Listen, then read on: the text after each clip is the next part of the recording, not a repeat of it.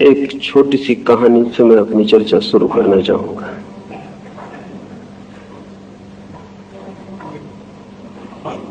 एक बड़ी राजधानी में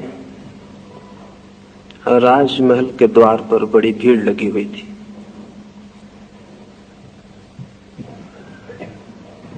भीड़ सुबह से लगनी शुरू हुई थी और बढ़ती ही जा रही थी। जो भी आदमी आया था वो ठहर गया था और वापस नहीं लौटा था। मैं भी भटकते हुए उस राजधानी में पहुंच गया था और मैं भी उस भीड़ में खड़ा हो गया। कुछ बड़ी अजीब घटना उस दिन घट गई थी, इसलिए सारे नगर से लोग उसी महल की तरफ भागे हुए आ रहे थे। ऐसी तो कोई बड़ी अजीब बात न थी। सुबह ही एक भिखारी ने आके उस द्वार पर भिक्षा मांगी थी और रोज ही सुबह द्वार पर भिखारी भिक्षा मांगते हैं। अभी वैसी दुनिया तो नहीं आ पाई जब भिखारी नहीं होंगे, इसलिए कोई बहुत अजीब बात न थी। लेकिन भिखारी ने न केवल भिक्षा मांगी, अपना भिक्षा पात्र राजा के सामने फैलाया, बल्कि उसने एक शर्त भी रखी। भिखारी कोई शर्त रखे ये आश्चर्य की बात थी। देने वाला शर्त रखे ये तो ठीक है, लेकिन लेने वाला भी शर्त रखे ये जरूर आश्चर्य की बात थी। और शर्त भी बड़ी अनूठी थी। देखने में तो बहुत सरल बात मालूम पड़ी थी और राजा उस शर्त के लिए राजी हो गया था, लेकिन पूरा करना बहुत कठिन हो रहा था।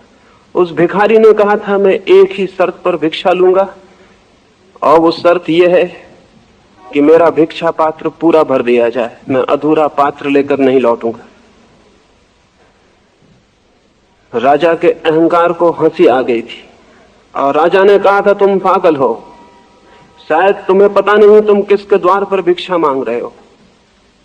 अगर तुम खुद अधूरा पात्र लेकर लौटना चाहते तो भी मैं तुम्हें अधूरा पात्र भरा हुआ लौटने न देता। शर्त रखने की कोई बात नहीं। और उसने अपने वजीरों को कहा, अब अन्न से भरना इसका पात्र ठीक ना होगा, स्वर्ण मुद्राओं से भर दो। उस भिखारी ने फिर कहा, एक बार सोच लें, क्योंकि और राजा भी मुसीबत में पड़ चुके हैं।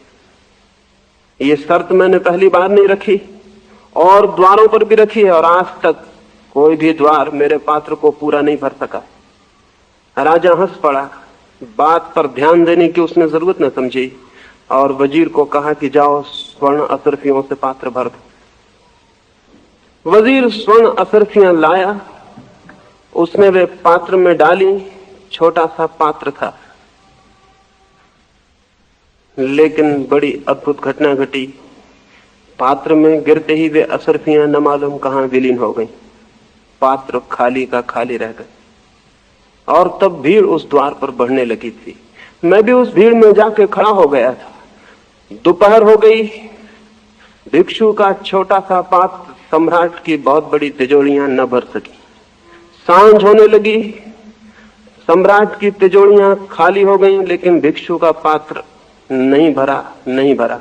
और तब जो सम्राट किसी से भी कभी हारा न था, वो उस भिखारी से हार गया, उसके पैरों पर गिर पड़ा और उसने क्षमा मांगी कि भूल हो गई है मुझसे, मैं क्षमा चाहता हूं। और आज मुझे एक बड़े सत्य का दर्शन हो गया कि सम्राट की संपत्ति भी भिक्षु की भूख को नहीं भर सकती। मुझे माफ कर दो, मैं तुम्हारा पात्र पूरा न भर सकूंगा। भीड़ छट गई। राजा हार चुका था। लोग अनेक तरह की बातें करते हुए अपने घर चले गए और वो भिखारी भी अपने रास्ते पर हो गया। लेकिन इतने आसानी से मैं उस भिखारी को न छोड़ सका और उसके पीछे हो गया। रात गांव के बाहर मैंने उसे पकड़ लिया और उससे पूछा, क्या रहस्य इस भिक्षा के पात्र का जो भर नहीं सका।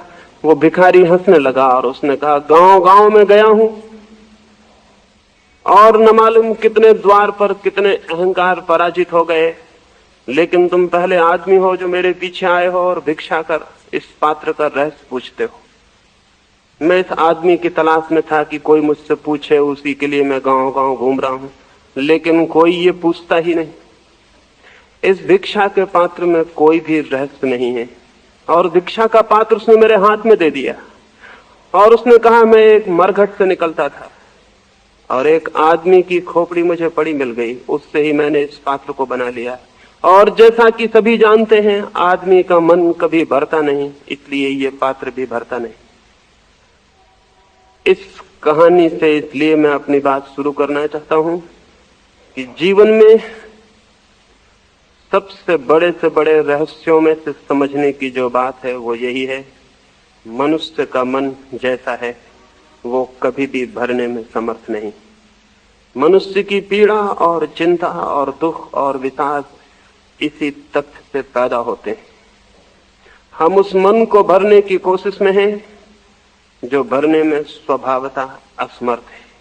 लेकिन इस तथ्य का उद्घाटन मुश्किल से ही कोई कर पाता है, और जो इस तथ्य का उद्घाटन कर लेता है उसके जीवन में एक क्रांति घटित हो जाती है। लेकिन सामान्यतः मुश्किल से ही शायद हमारी दृष्टि में ये बात दिखाई पड़नी शुरू होती है।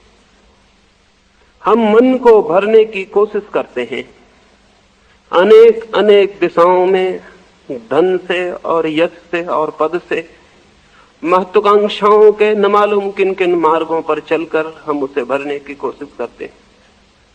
और इस बात को भली भांति देखते हुए भी शायद हम अंधे बने रहते हैं कि आज तक कोई भी अपने मन को भर नहीं सका है। क्या किसी मनुष्य ने मनुष्य जाति के पूरे इतिहास में ये कहने का साहस दिखाया है कि मेरा मन भर गया, मेरा मन तृप्त हो गया?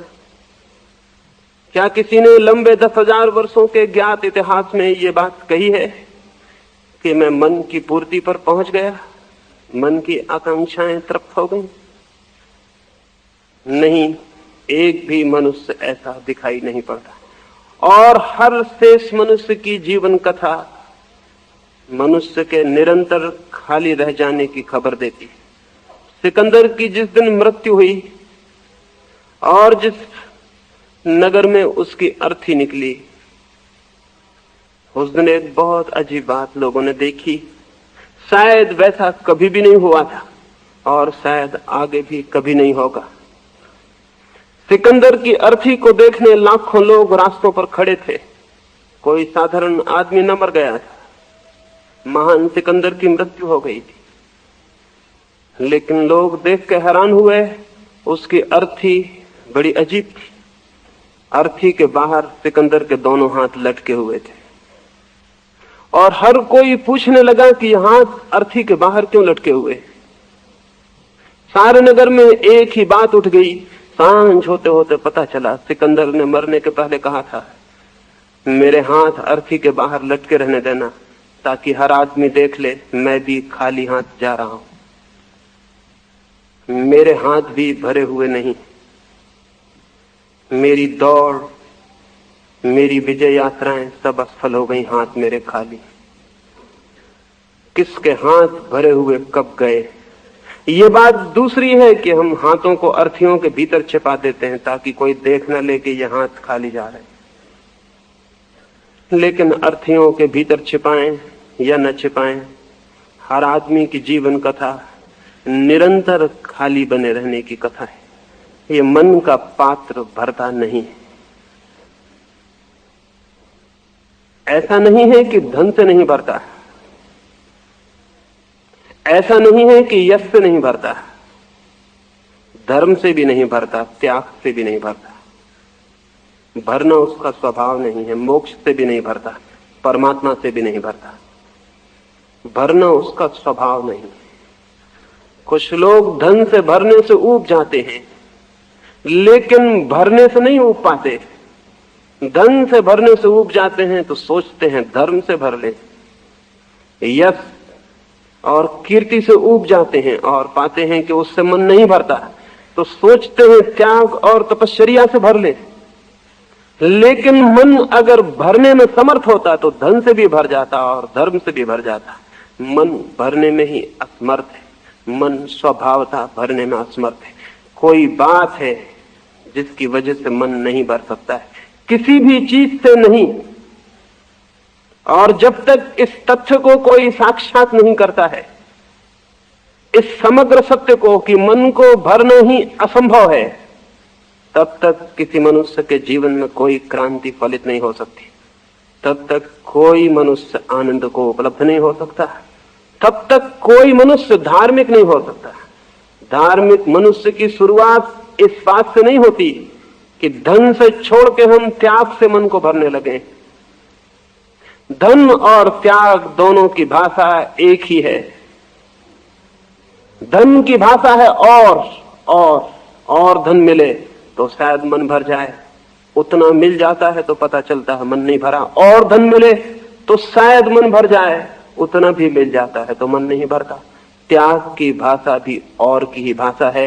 इतना छोड़ देते हैं तो मन नहीं भरता, और छोड़ दें तो शायद मन भर जाए, और छोड़ देते हैं फिर पता चलता है, और छोड़ दें तो शायद मन भर जाए।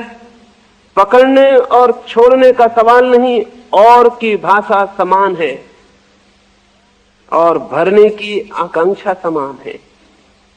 अगर मन स्वभावतः भरने में असमर्थ है तो शायद किसी रास्ते से उसे नहीं भरा जा सकेगा। और इसलिए मन के साथ, मन के भराव के लिए की गई सारी बातें व्यर्थ हो जाती हैं, सारे निदान और सारी चिकित्सा व्यर्थ हो जाती है।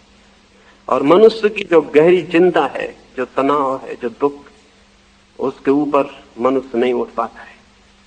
अब तक हमने जो भी उपाय खोजे हैं वो असमर्थ हो गए, असफल हो गए।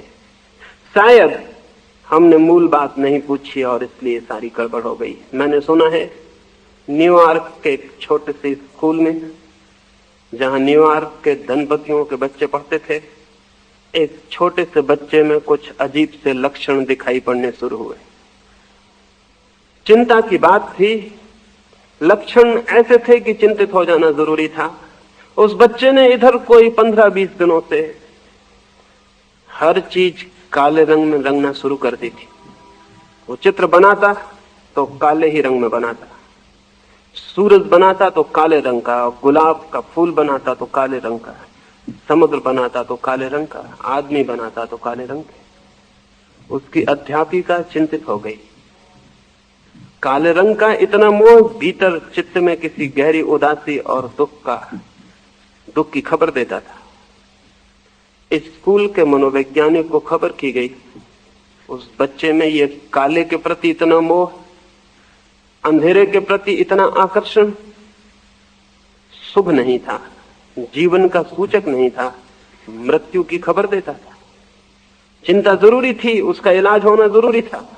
उसके भीतर कोई बात घटित हो रही थी जो बाहर काले रंगों में प्रकट होने लगी थी। एक आदमी हंसता है तो भीतर की कोई खबर लाता है, एक आदमी रोता है तो भीतर की कोई खबर लाता है। एक व्यक्ति काले रंगों के प्रति आकर्षित हो जाए तो भीतर की खबर देता है। उस बच्चे के जीवन में कुछ हो रहा था जिसकी खोजबीन जरूरी थी। मनोवैज्ञानिक ने 15 दिन तक खोजबीन की। उस बच्चे के घर में जाके, उस बच्चे के पड़ोस में, उस बच्चे के संबंध में सारी जानकारी इकट्ठी की और 15 दिन बाद एक बड़ी रिपोर्ट पेश की, जिसमें बहुत से कारण बताए गए थे। बच्चे की घर की जिंदगी शायद सुखद नहीं थी, बच्चे के माँ बाप के बीच शायद अच्छे संबंध नहीं थे, झगड़ा था, विरोध था, घर का वातावरण उदास था, प्रसन्न नहीं था, आसपास भी अच्छे लोग नहीं थे पड़ोस में। इन सब का शायद परिणाम बच्चे पे पड़ना शुरू हुआ था। बच्चे की माँ जब बच्चा गर्भ में था तब बीमार रही थी, शायद उसके परिणाम हुए थे। स्कूल के चिकित्सक को भी कहा गया, उसने भी जांच पड़ताल की, उसने बताया कि नहीं विटामिन की कमी है, शायद उनकी वजह से बच्चा उदास और शिथिल हो गया, शायद जीवन में उसके आनंद और थिरक में कमी हो गई। ये सारी रिपोर्टें आ गई और इसके पहले कि इलाज शुरू होता है एक और घटना घट गई जिसने सारे निदान को गलत कर दिया। स्कूल के चपरासी ने बच्चे को निकलते वक्त स्कूल से एक दिन उसके कान में पूछा कि मेरे बेटे मुझे तो बताओ, तुम काले रंग से ही चित्र क्यों बनाते हो? उस बच्चे ने कहा सच बात यह है कि मेरी डिब्बी के और सब रंग खो गए हैं, केवल काला रंग ही बचा। और कोई बात नहीं है।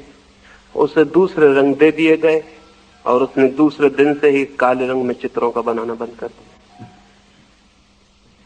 बात उतनी ही थी कि उसकी डिब्बी के और रंग खो गए थे, लेकिन इन विशेषज्ञों ने बड़ी बातें खोज निकाली थी और उन बातों के आधार पर अगर उस बच्चे का इलाज होता तो आप सोच सकते हैं क्या हुआ होता।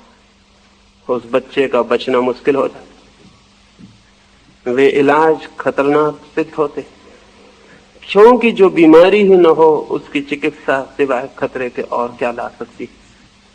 मनुष्य के साथ भी बहुत तरह के इलाज किए गए और मनुष्य के साथ सब इलाज खतरनाक सिद्ध हुए हैं, क्योंकि शायद हमने उसके भीतर गहरे में जाके ये पूछा ही नहीं असल बात क्या है।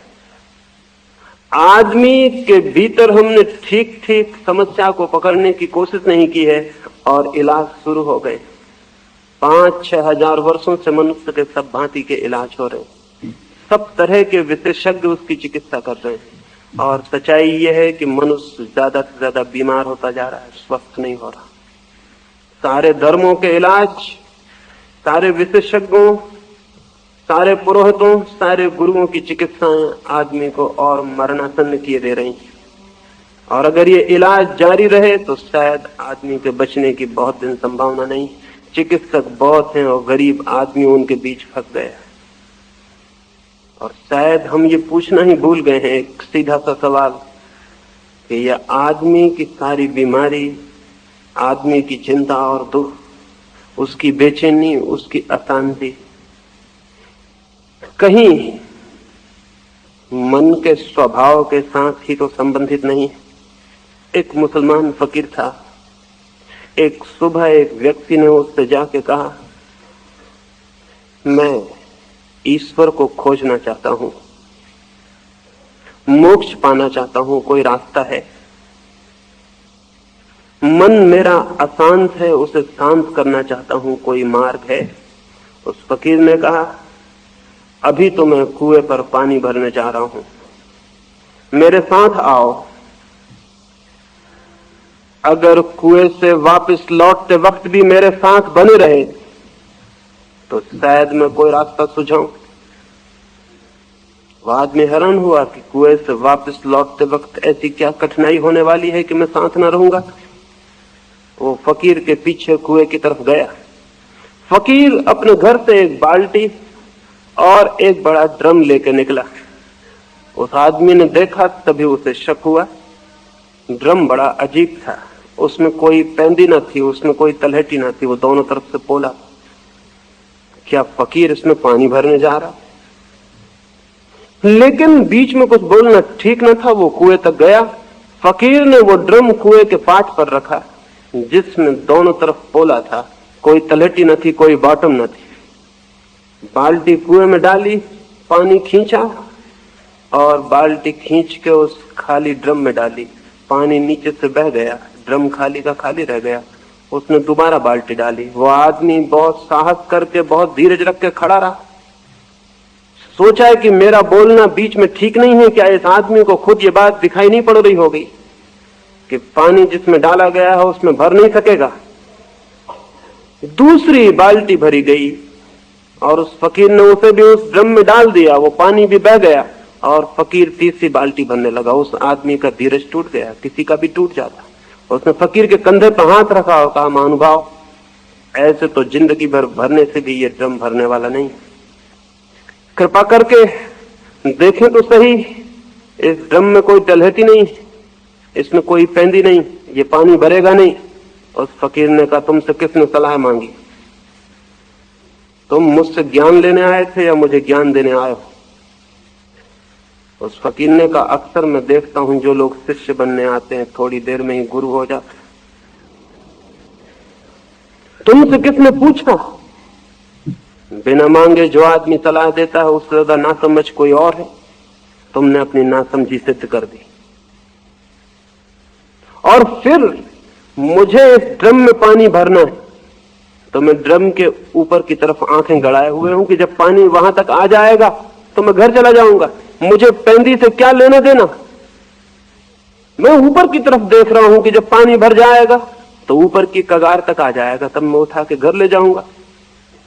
मुझे ऊपर की कगार तक पानी भरना है, बॉटम से मुझे क्या लेना देना। उसने अपनी बाल्टी फिर कुएं में डाल दी। वो आदमी सोचा कि इस आदमी के पास अब और खड़े रहना ठीक नहीं, यह आदमी पागल मालूम होता है। वह आदमी मुड़ा और अपने घर की तरफ चला गया। फकीर हंसा होगा और अपने ड्रम और बाल्टी को लेकर अपने घर चला गया। घर पहुंच के उस आदमी ने सोचा कि अरे, उसने मुझसे कहा था कि अगर लौटते में भी मेरे साथ रहे तो शायद मैं रास्ता बताऊं, मैं तो बीच में ही वापस आ गया। और उसने रात सोचा कि जो सीधी सी बात मुझे दिखाई पड़ती थी, क्या उस फकीर को न दिखाई पड़ती होगी। फिर मैं क्यों बीच में बोला, कहीं इसमें कोई राज ना हो, कोई रहस्य ना हो।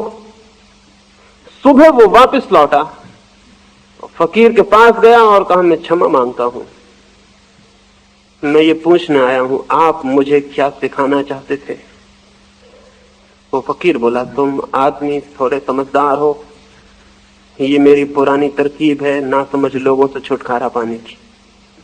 जो भी मुझसे पूछने आता है पहले मैं उसे कुएं पर ही ले जाता हूं, और यही ड्रम और यही बाल्टी।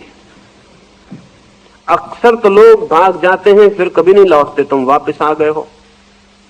तो मैं तुमसे ये निवेदन करना चाहता हूं कि जिस मन को तुम भरना चाहते हो आनंद से, परमात्मा से, कभी तुमने गौर किया उसमें कोई बॉटम है, कोई तलहटी है? कभी भीतर खोजबीन की कि कहीं इस ड्रम की तरह ही वो पोला ना हो और तुम भरते चले जाओ और वो खाली का खाली बना रहे? तो जाओ, पहले मन को खोजो, अगर उसमें तलहटी हो तो मेरे पास आ जाना, मैं तुम्हारे मन को भर दूंगा। और अगर तलहटी ना हो, और अगर ये सत्य का तुम्हें दर्शन हो जाए कि ये मन भरा ही नहीं जा सकता, तो मैं तुम्हें विश्वास दिलाता हूं उसी क्षण तुम्हारी भरने की दौड़ समाप्त हो जाएगी। और जिस क्षण तुम्हारी ये दौड़ समाप्त हो जाएगी, तुम पाओगे कि तुम सदा से ही भरे हुए हो।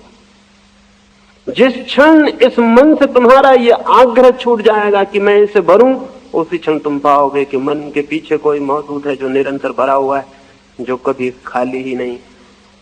उस सत्य का नाम ही आत्मा है। मन को भरने की एक दौड़ है, और इस भरने की दौड़ में ही हम आत्मा को नहीं देख पाते। मन को भरने की एक विक्षिप्त दौड़ है, और इस दौड़ में ही व्यस्त होने के कारण हम उसे नहीं उपलब्ध हो पाते हैं जो हम हैं। इस दौड़ से मुक्त हुए बिना कोई स्वयं की अनुभूति को उपलब्ध नहीं होता है। लेकिन इस दौड़ से मुक्त होने के लिए कोई प्रयास, कोई पॉजिटिव एफर्ट, कोई विधायक चेष्टा, कोई साधना काम नहीं दे सकती। इस मन से मुक्त होने के लिए हम कुछ भी करेंगे, वो भी मन को ही भरने की दिशा में एक चेष्टा होगी। इस मन से मुक्त होने के लिए इस मन को जानना जरूरी है, इसे पूरी तरह से परिचित होना जरूरी है, इसकी पूरी स्थिति को देखना जरूरी है। और जिस दिन ये दिखाई पड़ जाता है कि मन तो एक बॉटमलेस पिट है, एक अतल खाई है जिसमें कुछ भी भरा नहीं जा सकता, जिस दिन ये अतल खाई मन की स्पष्ट दर्शन में आ जाती है, उसी दिन मनुष्य एक दूसरे आयाम में, एक दूसरी दिशा में गतिमान हो जाता है, जहां कभी भी कुछ खाली नहीं है, जहां सब कुछ भरा हुआ है। उस दिशा का नाम ही परमात्मा है। और दो ही दिशाएं हैं, एक मन को भरने की दिशा जो असफल है, सतत असफल है, जो व्यर्थ है, और जिसकी अंतिम परिणाम में खाली हाथों के अतिरिक्त और कुछ उपलब्ध नहीं हो सकता। इस मन को कैसे जाना जा सकता है, इस दिशा में ही इन 2 दिनों में आपसे बात करूंगा। पहली बात, हम सारे लोग मन को जानने की बात तो दूर रही, इसे जानने से बचना चाहते हैं। जानने की बात तो बहुत दूर, हम अपनी आंखें चुरा लेना चाहते हैं इस मन से कि कहीं इससे मिलना ना हो जाए। कोई आदमी अपनी शक्ल देखने को तैयार नहीं, कोई आदमी जैसा वो है वैसा ही अपने को उघाड़ के देखने का साहस नहीं करते। हम तो अपने से भाग रहे हैं और भागते भागते हम रास्ते में जो भी मिलता है उससे पूछते चलते हैं, आत्मज्ञान का कोई रास्ता है? अपने से भाग रहे हैं और आत्मज्ञान को उपलब्ध होना चाहिए। ये दोनों बातें अत्यंत मूढ़तापूर्ण हैं। ये दोनों बातें इतनी विरोधी हैं कि इससे बड़ा और कोई विरोध, इससे बड़ा और कोई कंट्राडिक्शन नहीं हो सकता। पूछें अपने से, कहीं मैं अपने से भाग तो नहीं रहा हूं? हम सब भाग रहे हैं। भागने के हमने बहुत से रास्ते ईजाद कर लिए। कोई भी आदमी ठीक अपने आमने सामने नहीं होना चाहता, आंख चुराता है अपने से। और इस आंख चुराने के लिए जो उपाय करता है वो ये कि जो वो नहीं है वही अपने को समझ लेता है। हिंसक व्यक्ति अपने को अहिंसक समझ लेता है, अधार्मिक व्यक्ति अपने को धार्मिक समझ लेता है, ताकि जो अधार्मिकता है वो दिखाई ना पड़े, वो आमने सामने ना आ जाए। तो सस्ती तरकीबें खोज लेता है। अधार्मिक व्यक्ति रोज सुबह उठ के मंदिर जाने लगता है ताकि उसे दिखाई पड़ने लगे कि मैं धार्मिक हूं। हिंसक व्यक्ति पानी छान के पीने लगता है ताकि उसे दिखाई पड़ने लगे कि मैं अहिंसक हूं।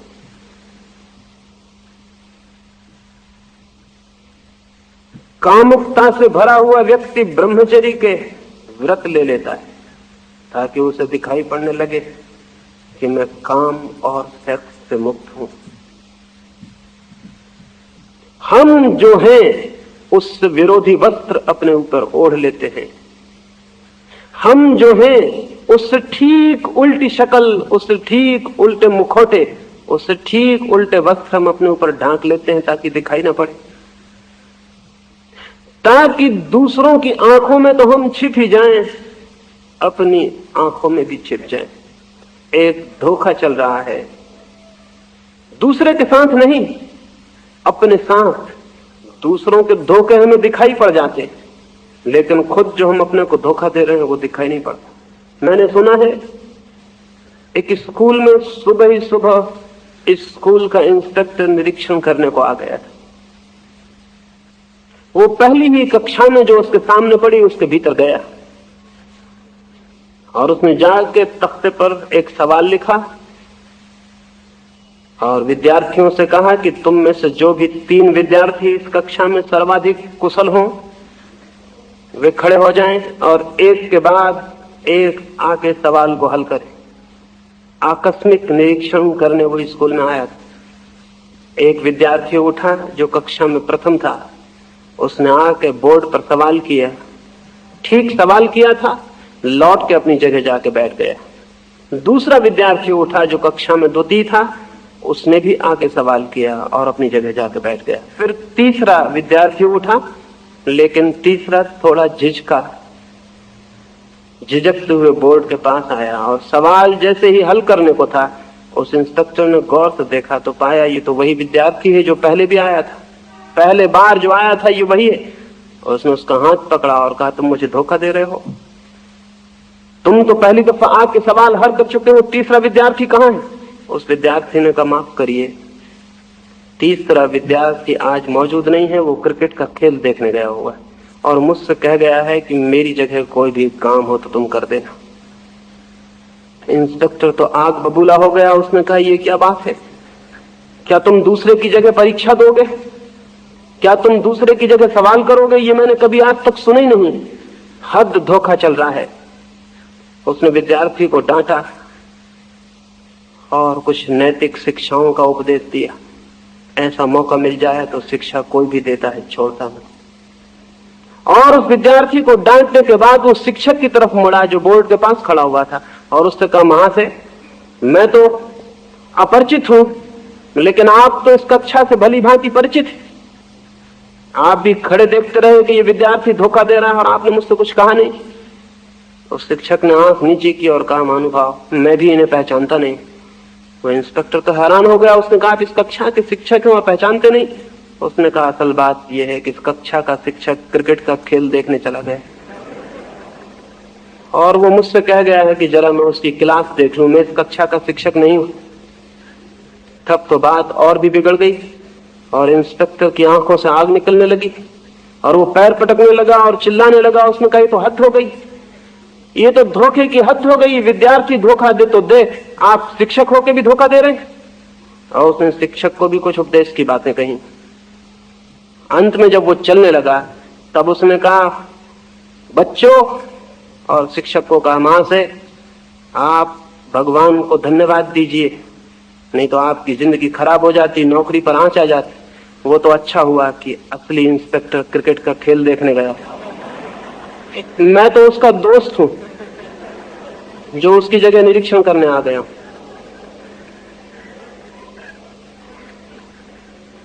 ये हमें हंसने जैसी बात मालूम होती, लेकिन जिंदगी ने ऐसे ही रास्ते पकड़ लिए हैं जहां सब धोखा हो गया,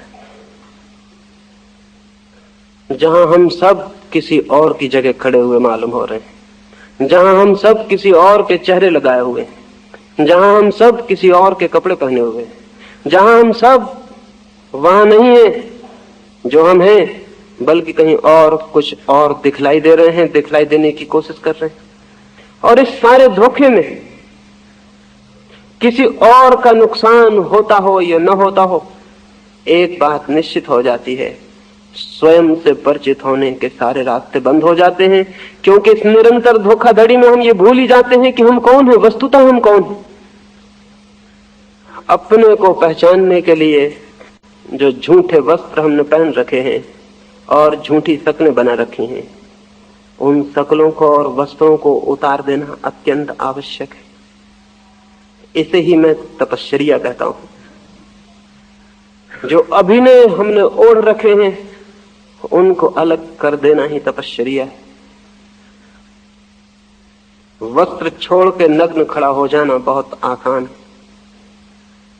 लेकिन मन पर और व्यक्तित्व के जो हमने वस्त्र ओढ़ रखे हैं उनको छोड़ के नग्न होना बहुत कठिन। वही कठिनाई है मनुष्य के आत्मज्ञान के मार्ग पर, वही कठिनाई है उसके चित्त के पूरे उद्घाटन में। सोचें और हम देखें कि हम जो दूसरों को दिखला रहे हैं कि हम हैं, वो हम हैं। हमने जो नाटक खेल रखा है जीवन में, हमने जीवन को तो एक मंच बना रखा है जहां हम दूसरों का अभिनय कर रहे हैं, और धीरे धीरे ये भूल गए हैं कि ये अभिनय था। आदमी भूल जाता है धीरे धीरे। बर्ट्रैंड रसल ने एक संस्मरण लिखा है, और लिखा है, एक दिन सुबह में अपने द्वार के बाहर बैठा हुआ था और एक आदमी आया और उसने कहा, महाशय आप बड़ी कठिन किताबें लिखते हैं। खैर आपकी ज्यादा किताबें तो मैंने पढ़ी नहीं, लेकिन एक किताब मैंने पढ़ी जिसमें मुझे कुछ भी समझ में नहीं आया। एक वाक्य भर मेरी समझ में आया और वो वाक्य एकदम गलत है। जो समझ में आया है वो एकदम गलत है, झूठ है वो बात। बर्ट्रैंड रसल ने कहा, कौन सा वो वाक्य है जो आपकी समझ में आया और क्या भूल है उसमें? उस आदमी ने कहा, आपने लिखा है सीजर इज डेड, सीजर मर चुका है। यही मेरी समझ में आया और ये बिल्कुल झूठ, ये बात अफवाह है। बर्ट्रैंड रसल तो हैरान हो गए, सीजर को मरे तो सैकड़ों वर्ष हो चुके। उन्होंने पूछा कि आपके पास क्या प्रमाण है कि ये बात गलत है? तो उस आदमी ने कहा, मैं खुद सीजर हूं। बर्ट्रैंड रसल ने उस आदमी से और बातचीत करनी उचित न समझी, उसे नमस्कार किया और कहा, माफ करिए, नए संस्करण में मैं सुधार कर लूंगा। वो आदमी प्रसन्न होकर चला गया। पीछे पता चला कि वो एक नाटक में सीजर का काम किया था और तब से दिमाग उसका खराब हो गया, वो अपने को सीजर ही समझने लगा। और ठीक ही वो बर्ट्रैंड रसल को सुझाव देने आया था कि अपनी भूल सुधार लो, सीजर अभी जिंदा है। ये आदमी पागल मालूम होता है। हम लोग किस भांति के लोग हैं। लेकिन एक पति अपनी पत्नी के सामने प्रेम का अभिनय करता है कि मैं तुम्हें प्रेम करता हूं, और धीरे धीरे भूल जाता है कि यह अभिनय था। एक बेटा अपने बाप के सामने आदर का अभिनय करता है कि मैं तुम्हें आदर करता हूं, और धीरे धीरे भूल जाता है कि यह अभिनय था। एक मित्र के सामने अभिनय करता है कि मैं प्राण दे दूंगा तुम्हारे लिए, और भूल जाता है कि यह अच्छी बातचीत थी, कविता थी, ये जिंदगी नहीं थी, ये सच्चाई नहीं थी। और इस बात को याद रख लेता है कि मैं उन मित्रों में से हूं जो जान दे देगा, लेकिन न तो हमारा प्रेम सच्चा है, न हमारी मित्रता सच्ची, न हमारा आदर सच्चा है। अगर हमारा प्रेम सच्चा होता, हमारी मित्रता सच्ची होती, हमारा आदर सच्चा होता, तो ये सड़ी गली और कुरूप दुनिया हम पैदा करते जो हमने पैदा की। हर पति अपनी पत्नी को प्रेम कर रहा है, हर बाप अपने बेटे को प्रेम कर रहा है, हर माँ अपने बच्चों को प्रेम कर रही, तो सारी दुनिया में इतना प्रेम है और इतनी रद्दी दुनिया पैदा हुई।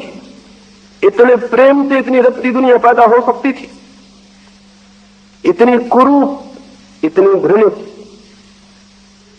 ये दुनिया हमारे सब, अगर प्रेम सच्चा होता तो उससे पैदा हो सकती थी। 3000 वर्षों में 15,000 युद्ध हमने लड़े। 3000 वर्षों में 15,000 युद्ध हमें लड़ने पड़ते।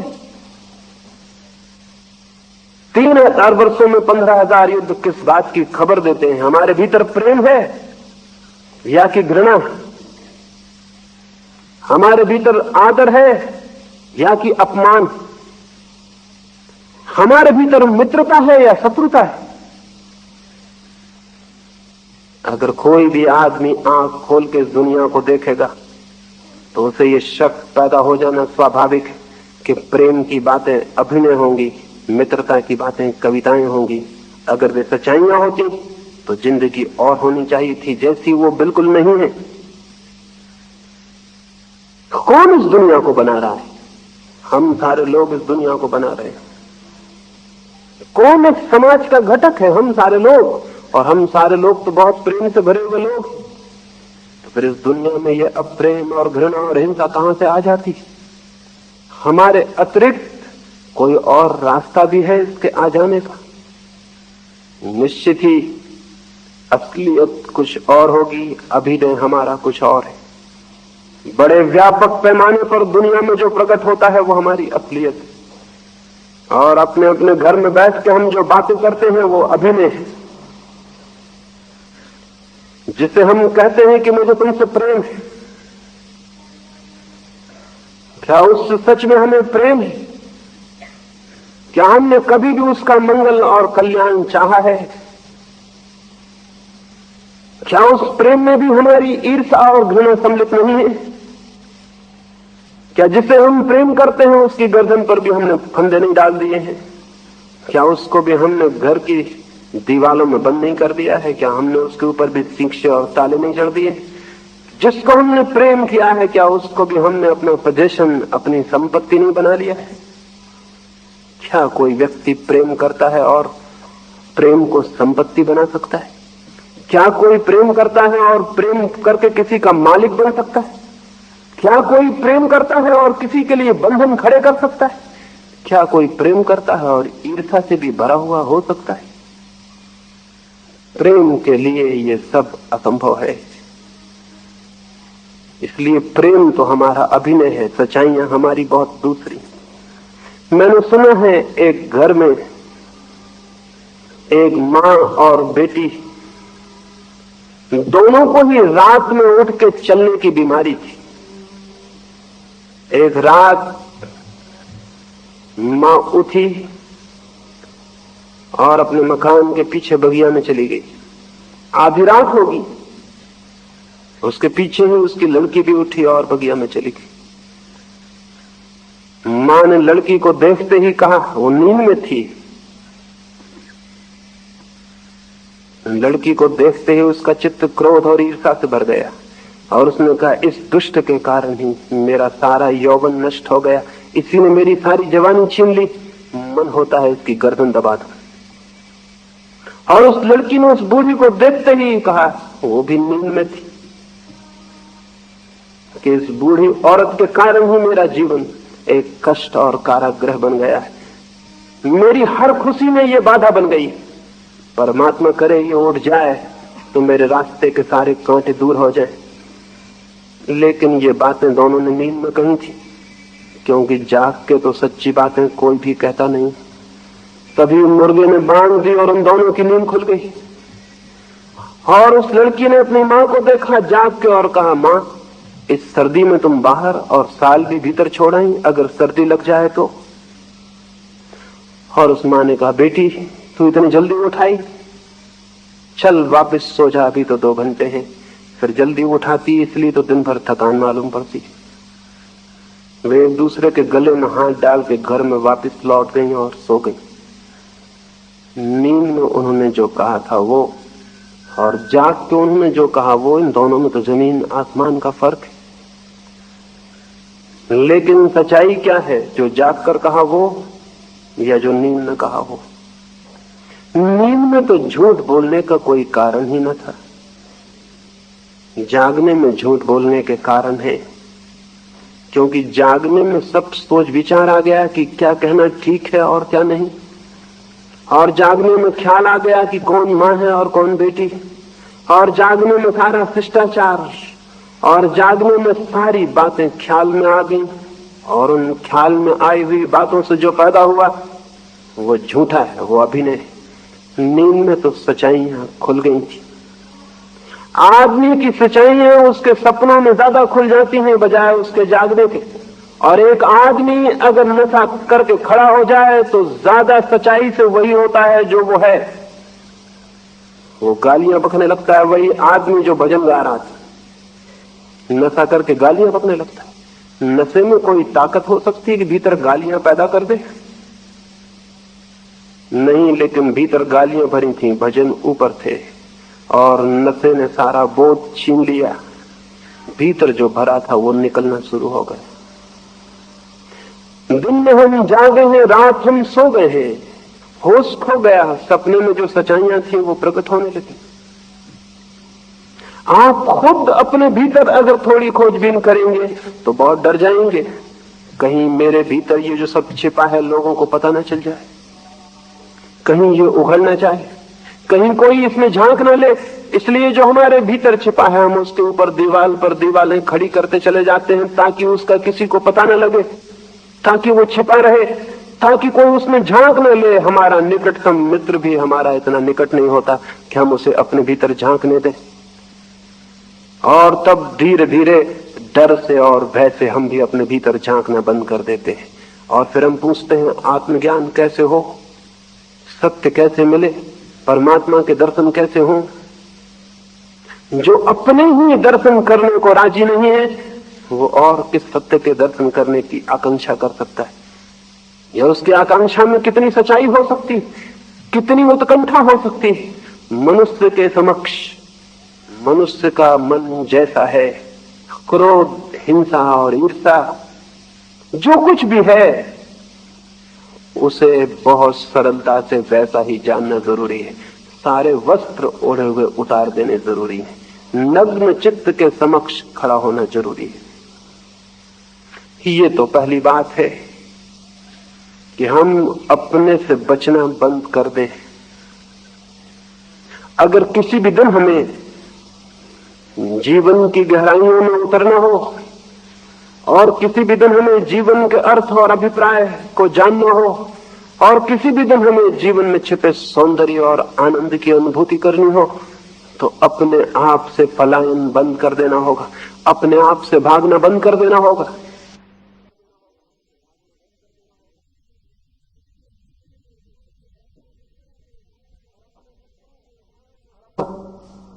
और अपने वस्त्रों को उघाड़ के देखना ही पड़ेगा, चाहे ये कितना ही पीड़ादायी हो, चाहे ये कितना ही कष्टप्रद हो, और चाहे कितनी ही सांत्वना हमसे छिन जाए और हमारा संतोष नष्ट हो जाए, लेकिन देखना ही होगा इस बात को। इसे बिना देखे कोई रास्ता सत्य तक न कभी गया है और न जा सकता है। ये तो पहली बात है कि हम अपने से भागना बंद कर दें। और अपने से हम भाग रहे हैं, नए नए रास्ते खोज रहे हैं, और ये अपने से भागना इतना ज्यादा तीव्र हो सकता है, या अपने आप की पीड़ा इतनी गहरी हो सकती है कि हम किसी तरह न केवल अपने से भागना चाहें बल्कि पीड़ा से घबरा के अपने को भूलना भी चाहे। भागने के बाद भूलने की सीमा आ जाती है। जो आदमी अपने से निरंतर भागता रहता है, आखिर में उसे पता चलता है मैं कितना ही भागूं, लौट लौट के कुछ चीजें दिखाई पड़ जाती, बार बार अपने से मिलना हो जाता है। आखिर कोई अपने से भाग कैसे सकता है? किसी और चीज से भागता तो भाग भी सकता था। मैं अगर भाग के जंगल चला जाऊं, आप सब तो पीछे छूट जाएंगे, लेकिन मैं अपने साथ ही वहां पहुंच जाऊंगा। मैं जहां भी भागूंगा मैं अपने साथ रहूंगा। तो भागने की अतिशयता एक दिन इस निष्कर्ष पर ले आती है कि भागने से काम नहीं चलेगा, भूलना जरूरी। तब हजार तरह के नशे खोजने की बात शुरू हो जाती। कोई आदमी शराब पी के अपने को भूलना चाहता है, कोई आदमी संगीत में भूलना चाहता है, कोई आदमी सेक्स में अपने को भूल जाना चाहता है। कुछ भले लोग हैं वो इस तरह के नशे करने पसंद नहीं करते, तो उन्होंने भले आदमियों के नशे ईजाद कर लिए हैं। कोई राम राम जप के अपने को भूल जाना चाहता है, कोई मंदिर में जाके भजन कीर्तन करता है, नाचता है और भूल जाना चाहता है, कोई गीता और कुरान और बाइबल पढ़ता है और उन्होंने अपने को भूल जाना चाहता है। लेकिन नशे चाहे अच्छे हों चाहे बुरे, उनका काम एक ही है कि किसी भांति हम अपने को भूल जाएं। वो जो हम हैं उसकी हमें स्मृति न रह जाए, वो द्वार बंद हो जाए जो हम हैं। बहुत राहत मिलती है जैसे ही कोई अपने को भूलने में समर्थ होता है, बहुत राहत मिलती है। यूरोप और अमेरिका में नई नई इजादें कर रहे हैं, नए ड्रग्स खोज रहे हैं, मस्कलीन है, LSD है और कुछ है। बहुत पुराने दिन से ये खोज चल रही है। वेद के ऋषियों से लेके आज तक, सोमरस से लेके LSD तक वही खोज चल रही है कि अपने को किस तरह भूल जाए। कोई नशा कर ले और अपने को भूल जाए। भूल जाने में अच्छा लगता है क्योंकि अपने को जानने में बुरा लगता है। वो जो अपने को जानने की पीड़ा है, दंश है, द्वंद है, तकलीफ है कि मैं ये क्या हूं, उसे जितनी देर को हम भूल जाते हैं तो हम तो भगवान हो जाते हैं। क्योंकि वो सारा अंधेरा भूल गया, सब ज्योति हो गई, वो सारे घाव भूल गए, सब स्वस्थ हो गया, वो सब पीड़ाएं भूल गई, चिंताएं भूल गई, सब शांत और संगीत हो गया। लेकिन कोई अपने को कितनी देर भूले रह सकता है? और भूला रहना क्या कोई क्रांति है या कि कोई परिवर्तन? भूलना कोई मार्ग तो नहीं हो सकता, न भागना कोई मार्ग हो सकता है, न भूलना कोई मार्ग हो सकता है। भूलने से क्या हित है? सो जाने से कौन सी राहत है? सो जाने से वो चीज दबी रह जाएगी, भीतर दिखाई नहीं पड़ेगी, लेकिन कब तक सो रहेंगे? क्या सोने से उसका अंत हो जाएगा जिससे हमने भागना चाहा? क्या आत्मविस्मरण से जीवन की चिंता से छुटकारा हो जाएगा? क्या आत्मविस्मरण मुक्ति बन सकता है? नहीं, बिल्कुल नहीं, कभी भी नहीं।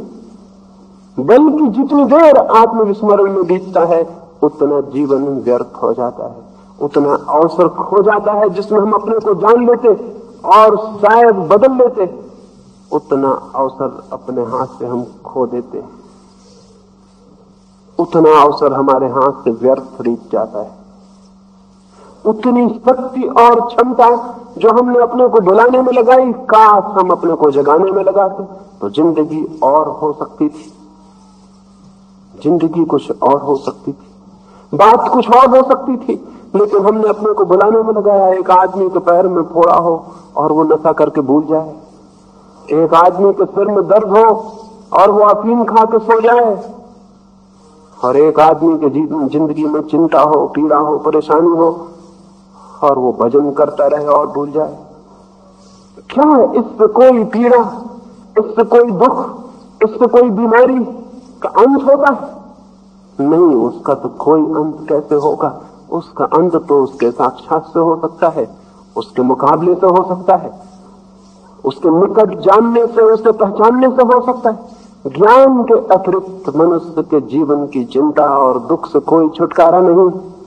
लेकिन ज्ञान से शायद हम भयभीत हैं, क्योंकि ज्ञान की पहली पहली सीढ़ी अपने को जानना होगी, और अपने को जानने का अर्थ आत्मा को जानना नहीं, अपने को जानने का अर्थ परमात्मा को जानना नहीं।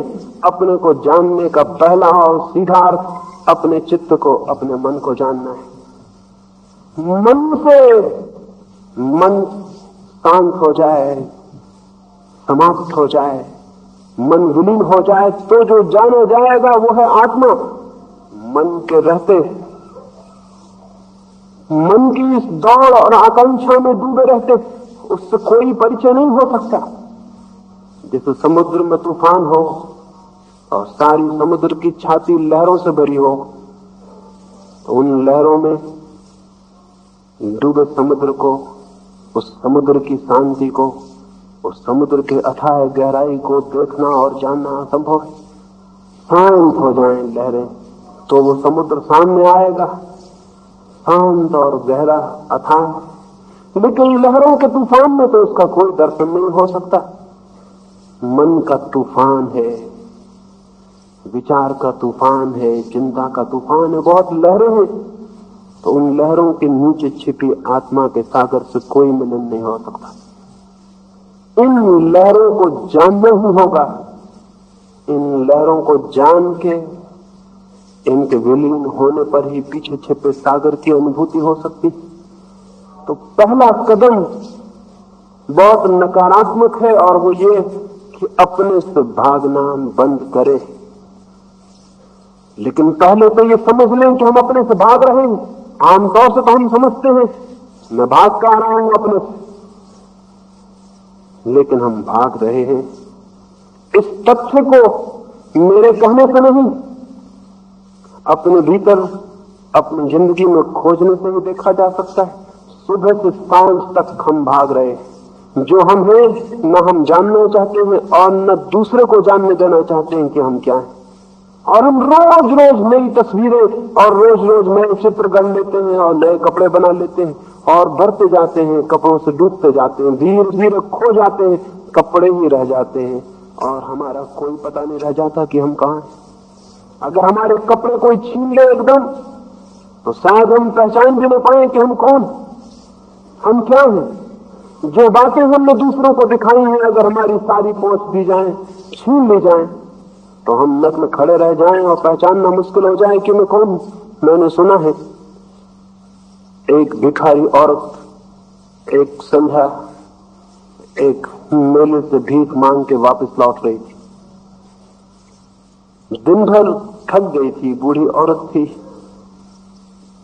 दिन भर मेले की दौड़ धूप में थक गई थी, मांगने में, एक एक आदमी के सामने हाथ फैलाने में। चलते समय घर लौटते वक्त रास्ते में एक झाड़ के नीचे विश्राम करने को ठहरी और सो गई। उस मेले से और लोग भी उस रास्ते से निकल रहे थे। दो अभिनेता जो कि मेले में नाच कूद के लोगों को खुशी दिए थे और अपनी जेब में भर के लौट रहे थे, दो हंसोड़ आदमी, वे भी उस रास्ते से निकले और उस बूढ़ी औरत को उन्होंने सोते देखा। उन्हें मजाक सूझी, उन्होंने उसके डब्बे को उठा लिया जिसमें उसने दिन भर के पैसे इकट्ठे किए थे। उसकी टोकरी में जो सामान उसने मांगा था वो भी निकाल लिया और चलते वक्त आखिरी मजाक की जो कोई भी आदमी किसी दूसरे आदमी के साथ कर सकता है। चलते वक्त उस सोई थकी बूढ़ी औरत के कपड़े भी वे निकाल के ले गए। वो थकी बूढ़ी औरत नग्न पड़ी रह गई। सब कुछ उसका ले गए थे, उसके भिक्षा का पात्र, उसकी मांगी हुई चीजें, उसके पैसे और उसके वस्त्र भी। ये बड़ा मजाक था, क्योंकि उसके कपड़े ले गए होते, उसके भिक्षा के सामान ले गए होते तो कोई बात न थी, लेकिन उसके पहने हुए वस्त्र भी। कठिनाई हो गई, बूढ़ी की आधी रात के करीब नींद खुली, उसने हाथ फेरा तो पाया कि उसके वस्त्र नदारत है। वो बहुत हैरान हुई, उसे ख्याल आया कि मैं तो वस्त्र पहने हुई थी, फिर ये नग्न औरत कौन। उसने अपने डब्बे को देखा, डब्बा नदारत था। उसने कहा मैं तो भिक्षा मांग के लाई थी और बस मेरा डब्बा भरा हुआ था पैसों से। डब्बा कहाँ है, मेरी टोकरी कहाँ है, मेरी पोटली कहाँ है, कुछ भी न था। और तब वो खड़ी हुई, उसने देखा उसके ऊपर कोई वस्त्र नहीं है। उसे बड़ी कठिनाई हो गई पहचानने में कि मैं कौन। उसे बड़ी हैरानी हुई कि मैं जो थी उसके पास तो वस्त्र थे, अब मैं कौन हूं और मैं कैसे पहचानूं कि मैं वही हूं या कोई और। उसने सोचा कि चलूं, अंधेरी रात है, घर चली चलूं, कोई रास्ते पर भी नहीं है, मेरा कुत्ता तो मुझे जरूर पहचान लेगा। उसके घर पर उसके पास अपना एक कुत्ता था। बूढ़ी औरत भीख मांग के आती थी तो कुत्ता दौड़ के बाहर आ जाता था, पूंछ हिलाने लगता था। सभी लोग कुत्ते पाल रखते हैं जो पूंछ हिलाएं और पहचाने, नहीं तो कोई भी आदमी अपने को पहचानने में कठिनाई पाएगा। सम्राट भी कुत्ते पाल रखते हैं, भिखारी भी, क्योंकि वो पूंछ हिलाते हैं तो खुद को पहचानने में आसानी होती है कि मैं वही हूं। वो बूढ़ी गई अपने घर, भागी हुई कि अब एक ही रास्ता है, अगर कुत्ता मुझे पहचान ले तो निश्चित हो जाए कि मैं वही हूं। कोई मेरे कपड़े ले गया और मेरा सामान ले गया और कहीं कुत्ते ने भी न पहचाना तो।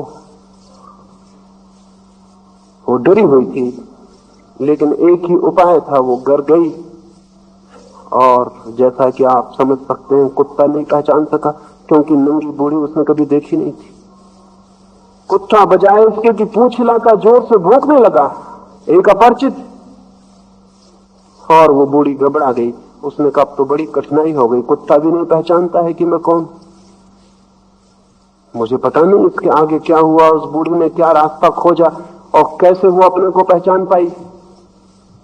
लेकिन हम सबकी भी यही हालत हो जाए अगर रात सोते में हमारे ओढ़े हुए सारे वस्त्र, हमारे व्यक्तित्व की सारी चादरें कोई खींच ले और सुबह हम पाएं कि वो जो पद, वो जो नाम, वो जो प्रतिष्ठा, वो जो सब कुछ अखबारों ने हमारे लिए कहा था, वो और पड़ोस के लोग जो हमसे कहते थे, वो सब छीन लिया गया है और मेरे पास वो कुछ भी नहीं है। वो तख्तियां जो मैंने घर के आगे लगा रखी थी, वो सर्टिफिकेट जो मेरे पास थे, वो मेरे पास कुछ भी नहीं है। उस नग्न अवस्था में हम भी अपने को न पहचान पाएंगे।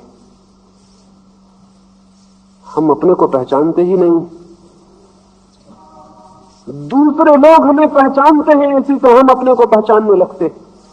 कोई आपसे कहता है आप बहुत भले आदमी हैं और आपके भीतर एक ख्याल बन जाता है कि आप बहुत भले आदमी, और कोई कहता है आप बहुत बुरे आदमी हैं तो आपको चोट लगती है, क्योंकि पहले आदमी ने जो भले आदमी की आपके भीतर धारणा भर दी थी, ये उस धारणा को छीन रहा है और आप फिर खाली हो जाएंगे और भीतर फिर कोई धारणा न रह जाएगी। 24 घंटे हम अपने संबंध में एक इमेज, एक प्रतिमा खड़ा करने में लगे हुए हैं और ये प्रतिमा हम खड़ी कर भी लेते हैं, कोई कुछ बन जाता है, कोई कुछ, लेकिन भीतर वो जो हमारे छिपा है उससे हम अपरिचित ही रह जाते हैं। और ये प्रतिमा रोज रोज बदलनी पड़ती है, क्योंकि आसपास के लोग रोज बदल जाते हैं। नेपोलियन हार गया और सेंट हेलेना के द्वीप में उसको बंद कर दिया गया। महान विजेता एक कैदी की भांति बंद हो गया था, लेकिन दुश्मनों ने भलमनचाहत बरती थी, उसके हाथ में हथकड़ियां नहीं डाली थी। द्वीप पर चलने फिरने की उसे आजादी थी, लेकिन द्वीप से भागने का कोई उपाय न था। सुबह वो घूमने निकला था और दुश्मनों ने ये भी भलमनचाहत की थी कि उसके डॉक्टर को भी उसके पास छोड़ दिया था। डॉक्टर और वो दोनों घूमने निकले थे सुबह एक पगडंडी पर, उस ओर से छोटे से पहाड़ी रास्ते पर एक औरत अपने घास की गठरी लिए हुए आती थी। नेपोलियन का डॉक्टर एकदम चिल्लाया और कहा घसियारे रास्ता छोड़, देखती नहीं है नेपोलियन आ रहा। लेकिन नेपोलियन ने उस डॉक्टर को कहा मेरे मित्र, वो प्रतिमा नष्ट हो गई जो कल तक मेरी थी, तुम भूल में हो, अब कोई नेपोलियन नहीं, मैं एक साधारण कैदी हूं। तुम वही प्रतिमा ढोए जा रहे हो जो कल तक मेरी थी, वो टूट गई, मुझे रास्ते से हट जाना चाहिए। और नेपोलियन रास्ते से हट गया और उसने कहा वो दिन गए जब मैं पहाड़ से कहता कि हट जाओ और पहाड़ हट जाते, आज एक घास वाली औरत के लिए मुझे हट जाना चाहिए। नेपोलियन बहुत समझदार आदमी रहा होगा, इस बात को समझ सका कि वो प्रतिमा मैंने जो बनाई थी इतने दिन तक टूट चुकी है। हम सब भी अपनी प्रतिमा बना रहे हैं, हो सकता है मौत तक न भी टूटे, लेकिन इससे क्या फर्क पड़ता है? अगर हम अपनी प्रतिमा को ही जानते हैं तो वो प्रतिमा झूठी है, हमारी बनाई हुई है। और उस प्रतिमा को ही अगर हमने मान लिया कि मैं हूं, तो हम उसको कभी न जान सकेंगे जो वस्तुतः मैं हूं। जो प्रतिमा से उलझ गया वो आत्मा को कभी न जान सकेगा। इस प्रतिमा को इसके पहले कि मौत तोड़ दे, या इसके पहले कि कोई बड़ी हार नेपोलियन की प्रतिमा को फोड़ दे, जो आदमी समझता है वो खुद ही इस प्रतिमा को तोड़ देता है और भीतर प्रवेश करता है। वही आदमी साधक है जो अपने हाथ से बनाई गई प्रतिमा को तोड़ के भीतर प्रवेश करता है। वो प्रवेश कैसे हो सकता है, उसकी चर्चा मैं कल सुबह आपसे करूंगा। आज तो मुझे इतना ही कहना था